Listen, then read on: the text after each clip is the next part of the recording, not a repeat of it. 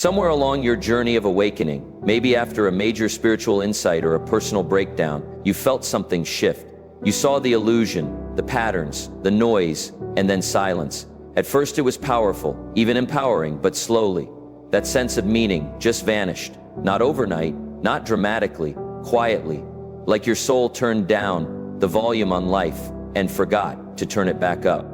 You stopped chasing. You stopped caring, not in a reckless way, just in that quiet, existential sigh kind of way. The question started whispering louder. Why do I feel so numb now that I finally see the truth? There's a strange paradox here.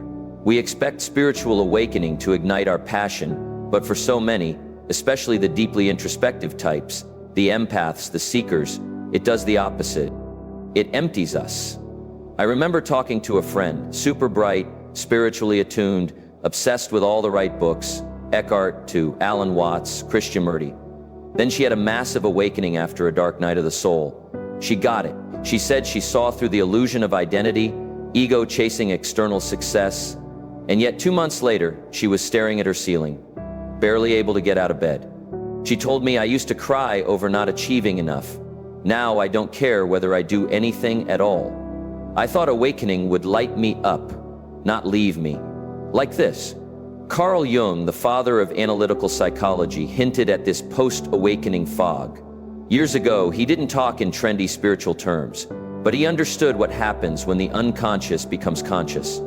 Jung said, enlightenment doesn't come by imagining figures of light, but by making the darkness conscious. That sounds beautiful, until you realize what it means. Awakening isn't the end. It's the beginning of a psychological death. The death of who you thought you were, the structures that gave your life meaning, goals, careers, relationships, even your sense of time, all collapse. But here's the catch. Jung would point out, your ego isn't gone, it's confused. It lost its map, and without a new map, motivation disappears.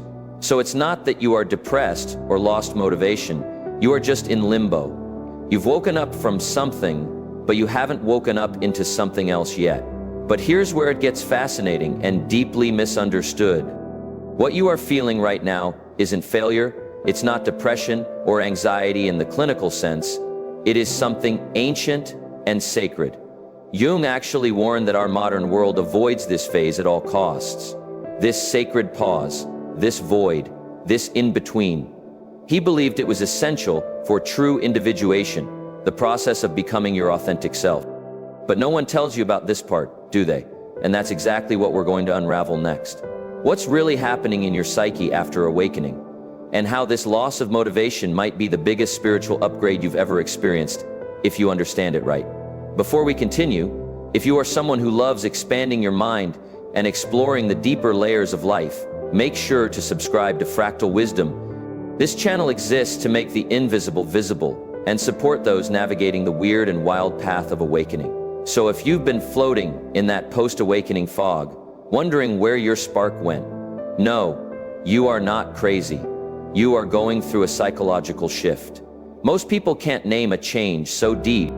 It doesn't just tweak your thinking, it reprograms your operating system. All the goals you used to chase, the to-do lists, the 5-year plans, the hustle culture playlists, they don't move you anymore. Not because you are failing, but because your motivation system itself is collapsing.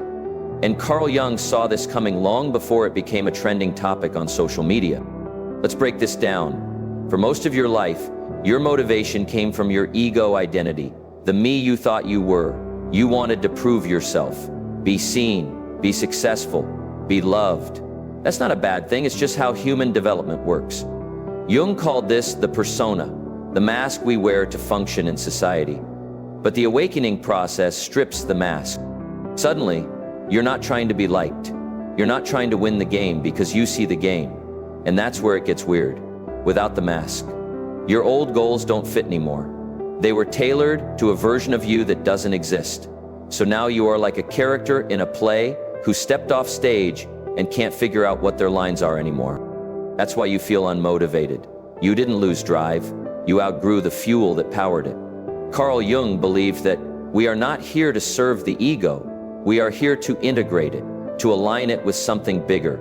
He named this process Individuation. The journey of transforming from a fragmented identity into a whole unified self. Not the small self that once praised, but the self that transcended. The soul-level center inside you that connects to everything. And this self doesn't care about status or approval or even clarity. It's here to express truth. So once the awakening happens, your psyche starts recalibrating. It begins rejecting anything fake, forced, or ego-based. That includes jobs, relationships, ambitions, and even your carefully crafted dream board from 2021. That's why people often describe awakening as both freeing and disorienting. But Jung warned, if we stop here, we get stuck.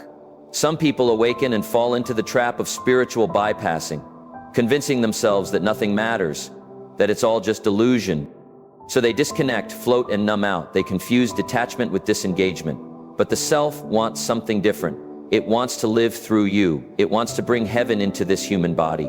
It doesn't reject the world. It redefines your role in it. In order to step into that, you've got to go through a weird middle phase Jung described perfectly, and few people recognize while they're in it. There's a phase after awakening that almost no one talks about.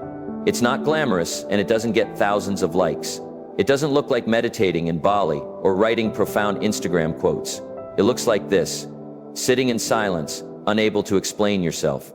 While the world keeps rushing by, Carl Jung would say, you are not lost. You are in between. You've disidentified from the ego but haven't yet found a new way to live from the self. This space is not a failure, it's a rite of passage. But in our hyper-producive world, stillness gets misdiagnosed as laziness. Pause gets mistaken for paralysis. So you judge yourself. And that judgment blocks the very energy your soul is trying to call back. Jung had a term for this psychological pause. He called it Roya. The process where things flip into their opposite. When you awaken, your inner pendulum swings from ego-driven striving to soul-level stillness. You go from, I must do everything, to why do anything. And this swing is sacred. It's how balance is restored in myths and ancient teaching. This is the hermit phase, the death before rebirth. It's the moment the caterpillar turns to soup inside the cocoon. Not a butterfly yet, not a bug anymore, just goo. And yeah, goo doesn't get stuff done. It doesn't hustle. It dissolves. This is where the ego panics. It wants action, identity, and direction. But the self is whispering, let go. I'm building something deeper. Here's where most modern spirituality kind of skips the hard stuff. It teaches just follow your joy, or high vibes only. And while intention and energy matter, Carl Jung would tell you, if you try to skip the darkness, you skip the gold. Jung believed shadow integration, facing the repressed, uncomfortable parts of you, is essential for becoming whole. Not optional, not extra credit. It's the core curriculum of being a human soul. This sacredness you feel is where the unconscious finally has space to rise. You are not failing, you are metabolizing, and your psyche is incredibly wise. It'll stall your motivation, your drive, even your access to clarity on purpose, so you are forced to feel, witness, and reclaim what you've buried. That's the real work. And here's the beautiful twist when you stop resisting the void. Something strange starts to happen. Motivation begins to return, but it feels different this time.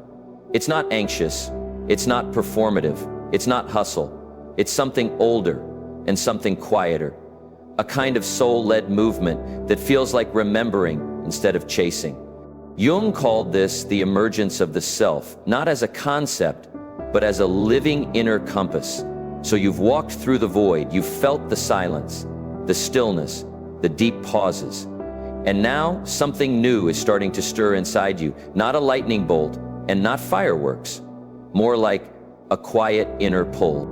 Not to go back to your old life, but to build a new one. This is where the self begins to speak, not in words, but in nudges, in resonance, in what Carl Jung called the symbolic life. He believed that once the ego has surrendered and the unconscious is integrated, we become capable of living from a place deeper than personality. That's when life stops being about survival and becomes about meaning. And here's an unexpected fact. It is often beautifully ordinary, When the self leads, you don't hustle, you respond. You are not motivated by fear of missing out. You are guided by what feels aligned. You no longer chase clarity, you recognize it when it arrives. Living from the self doesn't mean you'll always feel motivated in the traditional sense. You might still feel waves of fatigue, confusion, even grief. That's being human. But what you won't feel is that constant sense of inner betrayal, the feeling of dragging yourself through a life that doesn't fit. Instead, you might start to notice you are drawn to create even when no one's watching. You say no to things that don't resonate. Even if they look good on paper, you start following your curiosity, not your checklist. You choose peace over performance. This is the new fuel. It's not adrenaline, it's alignment. Jung called this living symbolically, not in fantasy, but with soul, where you begin to trust your inner imagery, dreams, synchronicities, gut feelings as guidance. So what does this look like in real life? Sometimes it's as simple as asking different questions. Instead of, what should I do? Ask, what's quietly calling me? Instead of, what's the plan? Ask, where is life nudging me? Instead of, how can I prove myself? Ask, what feels honest? You begin to participate with life instead of trying to dominate it. And this doesn't mean giving up ambition. It means transforming it. Ambition becomes devotion to truth, to presence and growth. And the irony is, that kind of energy gets things done way more effectively than ego ever could. But now it's sustainable. Now it's soul-powered. This is the self's motivation, not to impress, but to express. And it often leads you to create, serve, heal, teach, and build, not because you should, but because your whole being says yes. So if you've been feeling like your spark is gone after awakening, it's the old fire that burned down so that you could find a deeper flame, one that doesn't flicker when external winds blow. Carl Jung didn't promise an easy path. And if you are here listening to this, you are already walking that path. It's not about getting back your old motivation. It's about discovering a new one, rooted in wholeness, not performance. This isn't the end of your awakening. It's the beginning of your becoming. If this spoke to you, if it helped you name something you've been silently navigating, drop a comment below. I'd love to hear what this journey has felt like for you. And if you want more content like this, where we explore psychology, soul, and self-awareness in ways that actually make sense for real life, make sure to subscribe to Fractal Wisdom. Because awakening isn't the end of the story, it's where the real story begins.